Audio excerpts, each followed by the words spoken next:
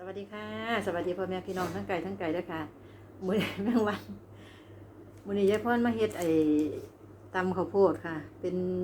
อาหารตอนบ่ายคือเก่าเด้อค่ะแล้วเป็นตำข้าวโพดใส่กุ้งค่ะใส่หมูย่อใส่ปลาหมึกเด้อค่ะก่อนสิกินยายพรก็ฝากกดติดตามกดไลค์กดแชร์เป็นกำลังใจให้ยายพรคือเก่าให้เด้อค่ะ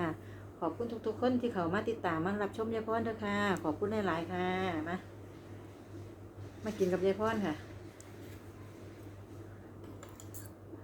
แซ่บๆน้ำกันเลยค่ะใส่หมูย่อใส่กุ้ง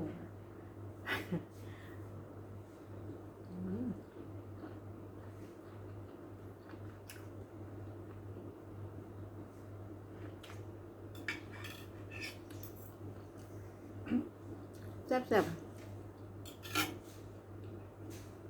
กุ้ง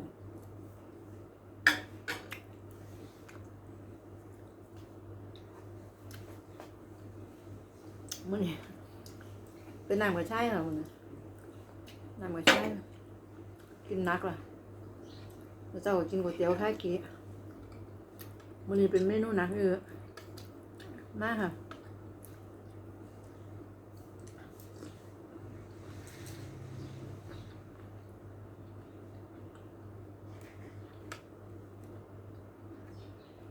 คืออยาก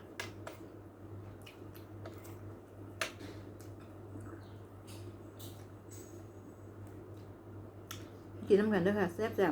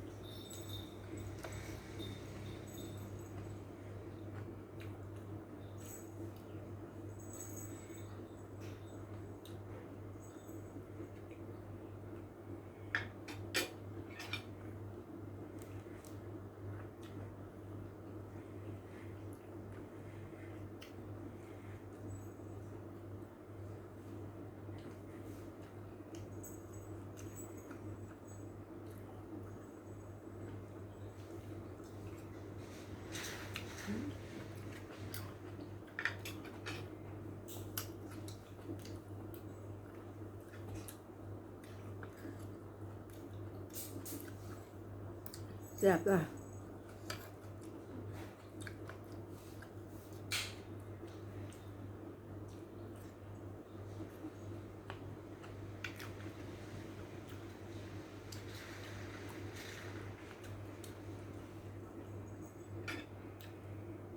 ได้หลาย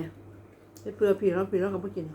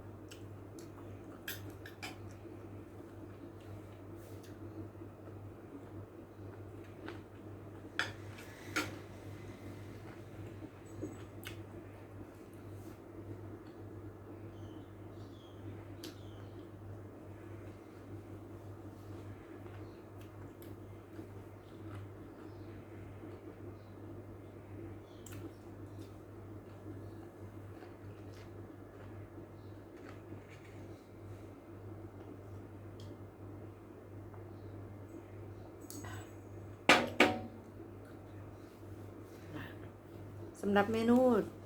ข้าวโพดมื้อนี้ยายพรก็พอสำเนียงแล้วค่ะเนาะอิ่มเฮ็ดเตือพี่แล้วก็ว่าบ่หิวพะนะค่ะขอบคุณทุกๆคนเด้อค่ะเดี๋ยวเขามาติดตามยายพรก็ได้ค่ะ